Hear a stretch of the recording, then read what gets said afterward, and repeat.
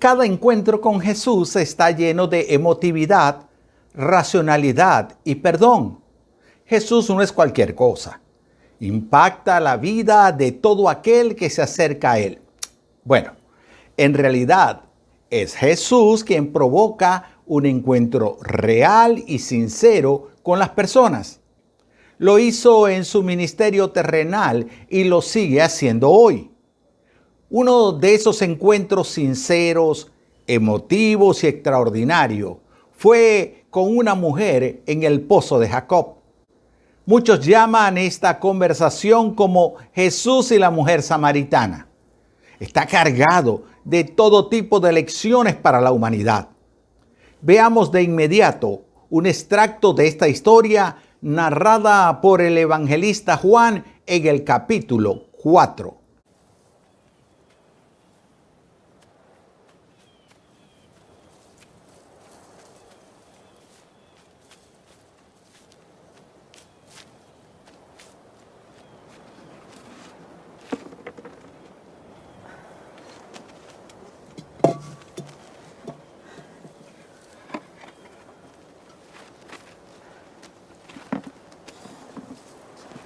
Dame de beber.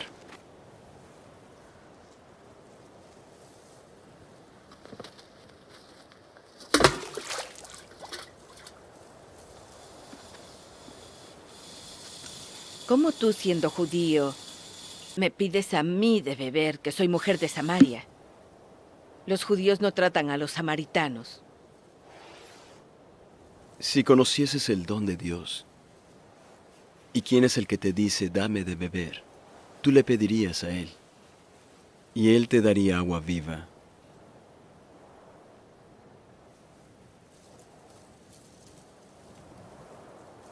No tienes con qué sacarla, y el pozo es hondo. ¿De dónde, pues, tienes el agua viva? ¿Eres mayor que nuestro padre Jacob, que nos dio este pozo, del cual bebieron él y sus hijos y sus ganados? Quien bebiere de esta agua volverá a tener sed. Mas el que bebiere del agua que yo le daré no tendrá sed jamás, sino que el agua que yo le daré será en él una fuente de agua que brote para vida eterna.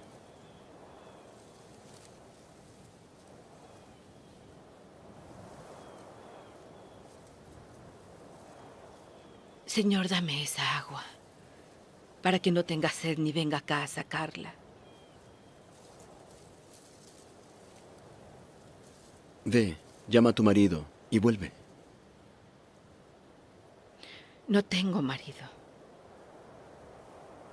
Bien has dicho, no tengo marido. Porque 5 maridos has tenido, y el que ahora tienes no es tu marido. Esto has dicho con verdad.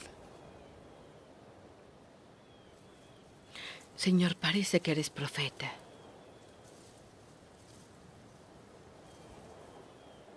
Nuestros padres adoraron en este monte, pero vosotros decís que es en Jerusalén donde se debe adorar. Mujer, créeme, que la hora viene cuando ni en este monte ni en Jerusalén adoraréis al Padre. Vosotros adoráis lo que no sabéis. Nosotros sí sabemos que la salvación viene de los judíos. Pero la hora viene, y ahora es, cuando los verdaderos adoradores adorarán al Padre en espíritu y en verdad. Porque también el Padre busca tales para que le adoren. Dios es espíritu, y los que le adoran es necesario que le adoren en espíritu y en verdad.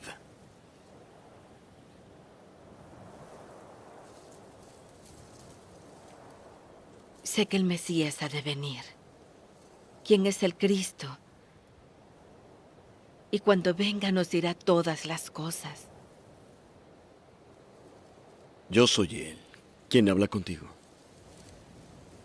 Acabamos de ver que las mujeres son prominentes en la historia de Jesucristo. Jesús, en su encuentro con la mujer samaritana, mostró que Dios no hace acepción de personas por sexo, raza, condición social o condición económica. De ninguna otra causa Él puede hacer una acepción de las personas. Al hablar abiertamente con esta mujer, Jesús cruzó una serie de barreras que normalmente habrían separado a un maestro judío de una persona como esta mujer de Samaria. Jesús hizo tres cosas muy poco convencionales y sorprendentes para su situación cultural y religiosa. En primer lugar, Jesús habló públicamente con una mujer de dudosa reputación. Charló con alguien de Samaria, algo que estaba vedado para los judíos. En segundo lugar, él, como hombre, como maestro de la ley, habló abiertamente de teología con una mujer, cosa que tampoco se permitía en esa época. Y en tercer lugar, él, como judío, pidió beber del cubo ritualmente impuro de una samaritana. Tres cosas que el común de los judíos no podría hacer o no se atrevería a hacer. El encuentro de Jesús con la mujer samaritana nos deja muchas lecciones, pero en esta oportunidad solo quiero resaltar dos para que te puedas llevar una gran lección de lo que significa Jesús, de lo que significa tener un encuentro con Jesús como lo tuvo la mujer samaritana en el pozo de Jacob. En primer lugar, yo destaco que Jesús enaltece a las mujeres. Jesús enaltece a las mujeres. El famoso teólogo bautista del siglo pasado, el doctor Frank Stack y su esposa Evelyn Stack, afirman que en ningún caso registrado en los evangelios se muestra un episodio en el que Jesús deshonre, menosprecie, reproche o llegue a estereotipar a una mujer. Estos escritores afirman que los ejemplos de la manera de ser de Jesús son instructivos para inferir sus actitudes hacia las mujeres y muestran cómo liberó y afirmó a las mujeres de su época. De todos los fundadores de religiones y sectas religiosas, Jesús es el único que no discriminó de alguna manera a las mujeres. Nunca alentó el menosprecio de una mujer, sea de palabra o de hecho. Cuando Jesús está conversando con la mujer samaritana en el pozo de Jacob, los discípulos llegan y muestran su asombro al volver a ese lugar. Veamos cómo dice Juan 4, versículo 27. Justo en ese momento volvieron sus discípulos.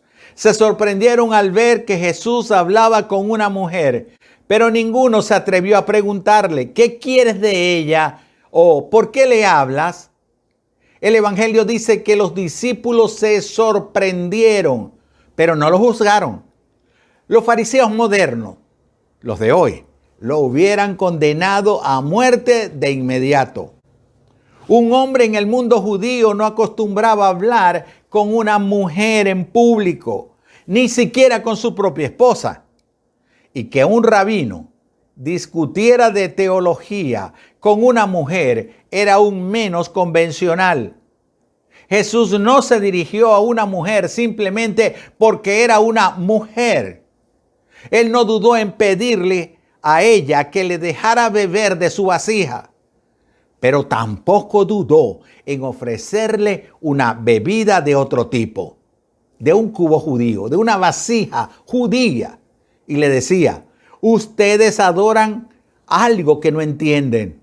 Nosotros sabemos lo que adoramos, porque la salvación viene de los judíos. Jesús reconoce entonces que los samaritanos tenían un espíritu de adoración. Sin embargo, Él quiere resaltar que ellos no entendían lo que estaban haciendo.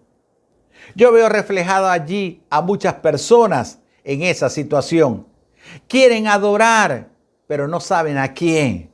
y terminan haciéndolo de la manera inadecuada, inútil, de la manera que no le agrada a nuestro Dios. La clave de la postura de Jesús se encuentra en que percibe a las personas como tales. Vio a la forastera en el pozo como alguien que ante todo era una persona, un ser humano, y no principalmente una samaritana o una mujer o una pecadora. Esta mujer, luego de tener ese encuentro con Jesús, se convirtió también en un instrumento de Dios para que muchos de su pueblo llegaran a conocer al Salvador del mundo. El Evangelio nos lo muestra en el capítulo 4, versículo 42. Y dijeron a la mujer: ahora creemos, no solamente por lo que tú nos dijiste, sino también porque nosotros mismos le hemos oído y sabemos que de veras es el Salvador del mundo. La mujer presentó a su comunidad a un hombre al que llegaron a aclamar como el Salvador del mundo. Jesús liberó a esta mujer y la despertó a una nueva vida en lo que no solo recibió, sino que también dio. La Biblia dice que ella llevó a muchos samaritanos a la fe en Cristo. Hay que resaltar ahora el papel importante que las mujeres tienen para Jesús, tal como lo narran los evangelios. Es decir, no fue un caso fortuito el de Jesús y la mujer samaritana. Él fue nacido de una mujer virgen. Tuvo numerosas interacciones con las mujeres y fue visto primero por las mujeres después de la resurrección. Veamos algunos casos particulares de la interacción de Jesús con las mujeres que nos narran los evangelios. Las primeras misioneras del Cristo resucitado fueron las mujeres. En los evangelios, especialmente en los evangelios sinópticos, las mujeres desempeñan un papel central como testigos de su muerte, de su sepultura y en el descubrimiento de la tumba vacía. Al momento de su resurrección, quienes encontraron la tumba vacía fueron las mujeres. Jesús encargó a las mujeres a que fueran a decir a sus discípulos que Él había resucitado. Y ese es el mensaje esencial del cristianismo, el Cristo resucitado. En segundo lugar, podemos hablar de las seguidoras de Jesús. Los evangelios del Nuevo Testamento fueron escritos en la segunda parte del siglo I. Y ellos mencionan a menudo a Jesús hablando con mujeres en público y abiertamente en contra de las normas sociales de esa época. Pero también los evangelios nos hablan que desde el principio Jesús tuvo discípulas. Entre ellas estaba María Magdalena, Juana y Susana, quienes acompañaron a Jesús durante su ministerio y lo apoyaron con sus propios medios. En tercer lugar, recordemos la interacción de Jesús con la suegra de Pedro. Los 3 evangelios sinópticos recogen la curación de la suegra de Simón Pedro. Cuando Jesús entró a la casa de Pedro, dicen los evangelios, vio a la suegra de este postrada en cama con una fiebre intensa. Y el Señor sanó a la mujer de la fiebre tocando su mano. Ella se levantó y se puso a atenderle. Con esta curación en particular ocurre algo único. A menudo, después de que las personas recibían la sanidad o eran curadas por el Señor, la gente lo dejaba para seguir su vida normal. Sin embargo, dice el pasaje que la suegra de Pedro se levantó inmediatamente y comenzó a servirle. Un cuarto caso que quiero comentarte es el de la viuda de Naín. La viuda vivía en un pequeño y remoto pueblo de una ladera de Galilea. Sin embargo, la muerte de su hijo único la dejó con pocos medios de subsistencia. Jesús se fijó en la mujer afligida, en el cortejo fúnebre. ¿Y qué hizo Jesús? dio la orden, levántate, y devolvió al hijo con vida, desconcertando a su madre. Todos sabían que tenía un amor especial por la pequeña viuda con un hijo en Naín de Galilea, dicen los evangelios. En quinto lugar, te quiero mencionar a la hija de Jairo. Jairo era uno de los jefes de la sinagoga judía y tenía una hija que había estado muy enferma, que estaba a punto de morir. Era hija única y tenía 12 años. Al saber que Jesús estaba cerca, dicen las escrituras que Jairo se acercó al Señor y postrándose ante él, le suplicó que viniera a ver a su hija enferma. Jesús fue a verla y aunque los demás se burlaron de él y dijeron que era demasiado tarde, el Señor hizo el milagro en ella. Mujer, pudieras estar pasando por una enfermedad física, tal vez emocional, tal vez espiritual. Quiero decirte que Jesús te ama, que Jesús está dispuesto para sanarte. Él está dispuesto a ministrar en tu vida. Él está dispuesto a cambiar tu ser interior. Ven a ese encuentro hoy mismo. No retardes. Hoy tienes la oportunidad, como todos estos pasajes que te he mencionado y otros más, de poder experimentar en tu vida el poder de Jesús que ama a las mujeres, el poder del hombre de Galilea que dio su vida por ti. La segunda gran lección que podemos tomar de este encuentro entre Jesús y la mujer samaritana es que el Señor derriba las fronteras. Jesús derriba las fronteras. Dios siempre se preocupó por enseñarle a su pueblo la importancia de respetar al extranjero. Dios se le dijo a su pueblo en Levítico 19, 33 al 34. No hagan sufrir al extranjero que vive entre ustedes. Trátenlo como a uno de ustedes. Ámenlo, pues es como ustedes. Yo soy el Señor, su Dios. El Señor le dice a su pueblo, no hagan sufrir al extranjero que viva entre ustedes. Este debiera ser un texto básico para las naciones de este continente y de Europa que han estado recibiendo a los venezolanos. Debieran recibir esto como palabra de Dios. No hagan sufrir al extranjero que vive entre ustedes. Trátenlo como a uno de ustedes. Ámenlo, pues es como ustedes. Pero noten que no se trata solamente de los venezolanos. Se trata de cualquier nacionalidad. Debemos tratar al extranjero como a uno de nosotros. Tenemos que amarlo. Sin embargo, a pesar de esta recomendación o este mandato divino, los judíos no fueron obedientes. Jesús, el Dios encarnado, aprovecha su encuentro con la samaritana para mostrar el amor que todo hijo de Dios debe tener para con los extranjeros. Pudiéramos hacernos una pregunta vital en estos tiempos del siglo XXI. ¿Qué importancia tiene el encuentro de Jesús con la samaritana en el tema de la no discriminación racial? En su viaje hacia Galilea, Jesús siguió la ruta más directa que atravesaba Samaria. Indudablemente que su elección fue orientada por algún propósito, porque el Señor nunca hacía las cosas por casualidad ni las dejaba al azar. Y el evangelista lo recoge cuando dice que Jesús dijo, era menester que pasara por allí. Era necesario que pasara por allí. La mayoría de los judíos hacían todo lo posible para no viajar por Samaria. Ellos tomaban rutas más largas con un solo propósito, no juntarse con los samaritanos.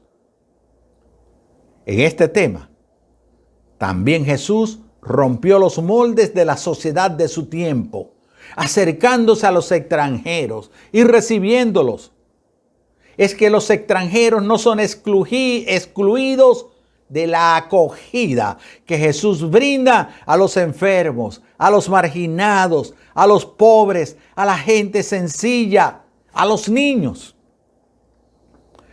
El camino más directo para ir de Judea a Galilea pasaba por Samaria. Pero muchos judíos, particularmente los galileos, preferían tomar una ruta indirecta, aunque era más larga, pero lo hacían buscando no tener contacto con un pueblo que ellos aborrecían. Hacía siglos que el rencor entre los judíos y los samaritanos se había desarrollado. Y en la época del ministerio terrenal de nuestro Señor Jesús, se había convertido en un odio sumamente intenso. Los samaritanos eran una raza mixta. Cursaba la sangre de Israel con la de los asirios y otras naciones. Y una de las causas de esa animosidad que existía entre ellos y sus vecinos judíos era que los samaritanos pretendían ser reconocidos como israelitas. Ahondemos un poco en los evangelios sobre el tema de los samaritanos. Marcos nunca menciona a Samaria ni a los samaritanos. Mateo solo hace la mención de que Cristo le dijo a los discípulos que no fueran a predicar a Samaria, ya que su plan evangelístico era comenzar por Capernaum y seguir con Galilea. Lucas, sin embargo, añade dos casos emblemáticos. El primer caso es la parábola del buen samaritano, en la que se contrasta la bondad del samaritano con la indiferencia del levita y del sacerdote judío. Lucas también, en su evangelio, recoge el caso de los 10 leprosos que fueron sanados. Y precisamente el samaritano es el único que vino agradecido ante Jesús.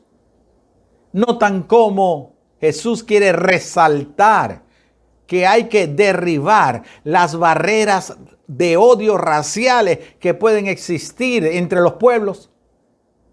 Pero veamos más. En el mismo libro de Lucas, de Hechos, narrado o escrito por Lucas, él destaca la unidad de judíos y samaritanos. Pues en la ascensión del Señor, Jesús fue claro al afirmar que debíamos ser testigos hasta lo último de la tierra. Jesús se relacionó armoniosamente con los extranjeros y abundan también las referencias. Veamos algunas de ellas. Recordemos, por ejemplo, el caso del siervo enfermo, del capitán o del centurión romano. Jesús ofreció a ir a su casa para sanarlo y el militar romano se negó.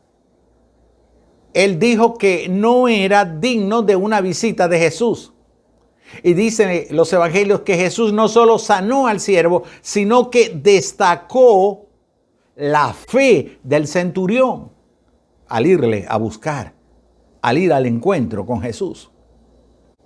Una mujer sirofenicia fue a buscar a Jesús pidiendo sanidad para su hija. Y el Señor, para probar su fe, usa un lenguaje muy fuerte con ella, que era el mismo lenguaje que los judíos usaban para con los extranjeros. Eso hizo que en lugar de alejarse, esa mujer acrecentara su fe. Llevó a que Cristo concluyera concediéndole el deseo de su corazón y alabando la fe de esa mujer sirofenicia.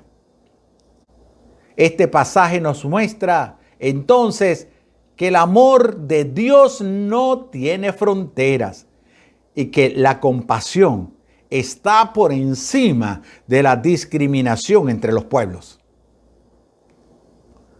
Otro elemento a considerar es que un extranjero sería quien llevó a la cruz o llevó la cruz de Jesús. Un extranjero llevó la cruz de Jesús. Dice el Evangelio de Mateo en el capítulo 27, en el versículo 32. Al salir encontraron a un hombre de Cirene que se llamaba Simón y lo forzaron a llevar la cruz de Jesús. Pero sería también otro extranjero el capitán de los soldados que crucifican a Jesús, quien sabrá reconocer lo que los dirigentes judíos negaban. Marcos capítulo 15, versículo 39 dice, verdaderamente este hombre era hijo de Dios. El capitán de los soldados dice, verdaderamente este hombre era hijo de Dios. Solo un extranjero reacciona positivamente ante la muerte de Jesús. Él lo reconoce como el elemento divino. Él reconoce, mejor dicho, el elemento divino en Jesús al decir, verdaderamente este hombre era hijo de Dios. Para los dirigentes judíos, la muerte era la derrota y demostraba la falsedad de las pretensiones de Jesús. En cambio, para este extranjero, esa muerte demuestra que estaba en Jesús la vida de Dios mismo. Recordemos también que Jesús fue un inmigrante, tanto al venir a la tierra como durante su tiempo en este mundo. Jesús también fue un inmigrante dentro de su propio país. Al ser de Nazaret y ministrar en Judá, Jesús experimentó la discriminación de sus propios paisanos, como hemos visto en los primeros capítulos del Evangelio. Así que Jesús fue un inmigrante. Y todos los cristianos somos inmigrantes, porque nuestra ciudadanía no es de la tierra. Pero además, algunos son inmigrantes en otro país o en otra región, diferente a donde nacieron y crecieron. Las circunstancias le llevaron a abandonar su pueblo, su cultura y su nación para ir a otro lugar. Quiero decirte que nuestro Señor experimentó lo mismo que muchos de ustedes inmigrantes. Lo mucho que ustedes se enfrentan cada día en el lugar donde ustedes están. Jesús es nuestro refugio, es nuestra fuente de inspiración para salir adelante en medio de todos los conflictos migratorios. Hoy, 6 millones de venezolanos abandonaron su nación buscando calidad de vida. Esa ha sido una experiencia inusual para nosotros. Siempre recibimos gente de otras latitudes, culturas o idiomas. Algunos venezolanos que han emigrado han sido rechazados en esas naciones. Han tenido que trabajar muy duro y han pasado por situaciones muy críticas en lo físico, en lo emocional, en lo familiar. Hoy te envío un abrazo muy sentido a ti, venezolano en el exterior. Y hoy te digo, Jesús es tu refugio.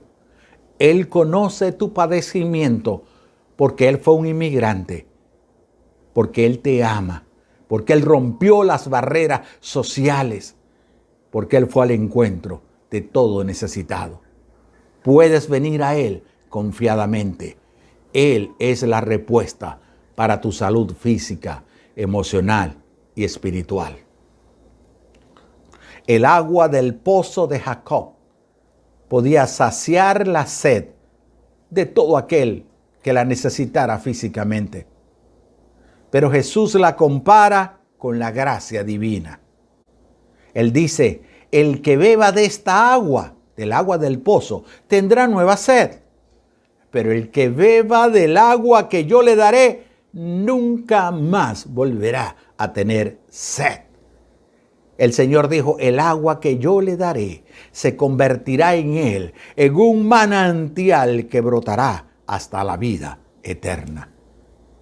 Solo eso lo podemos recibir por la gracia divina. Toda persona, sin diferencias de ningún tipo, tiene acceso a esa gracia divina que Jesús dijo que era un agua viva que correrá de lo más profundo de su ser. Hoy quiero hacerte una invitación.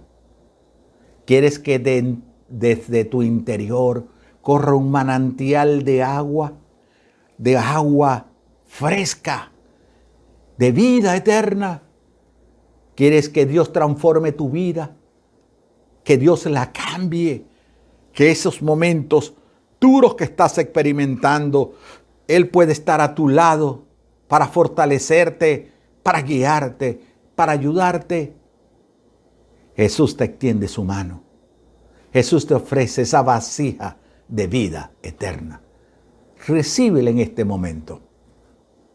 Tal vez te estarás preguntando, ¿cómo puedo recibir a Jesús? ¿Cómo puedo aceptar la invitación de Jesús? Muy sencillo. Desde lo profundo de tu corazón y con fe, recibe a Jesús como tu Salvador personal. Él es el único que puede perdonar tu pecado, transformar tu vida y hacerte una nueva persona. ¿Cómo lo puedo hacer?